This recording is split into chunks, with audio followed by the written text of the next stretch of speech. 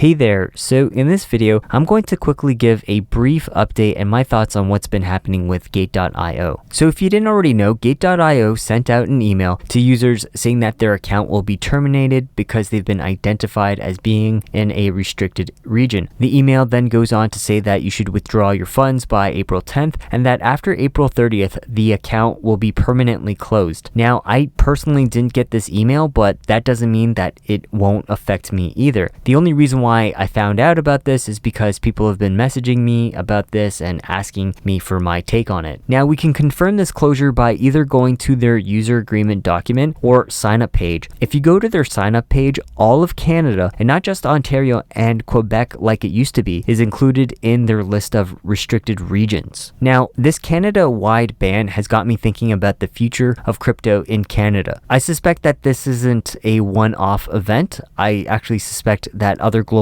exchanges like BINANCE or FTX or KuCoin will be banned all across Canada as well due to regulations. This means that these global exchanges will either need to create a Canadian specific division to meet those regulations or to pull out entirely. I personally think it'll be the latter just because it probably doesn't make sense economically, or it's not feasible for them to do so considering how small the Canadian market is. However, I hope I'm wrong about that. Having said that, I'm going to share my thoughts on the quote-unquote next steps. Now, if it's a coin that you can easily move out and don't mind paying for the transaction fee, then go and do that. As for where you should move those coins out to, that depends on the coin or chain the token is natively on. I can't give specific advice for thousands of coins / tokens and based on your situation in this video. Now, if you're outside of Ontario and have access to Binance, you can always send the USDT off to Binance via TRC20 network for free. Otherwise, I think you're best to sell it for USDT and then buy XLM to transfer out to whichever exchange to then sell it. Now, I personally wouldn't hold off on sending out your coins because maybe Gate.io suspends coin withdrawals for whatever reason leading up to April 10th. After you've got your coins off, it's time to reevaluate your options. The first option would be to continue using what's working until further notice. Just don't be surprised if you get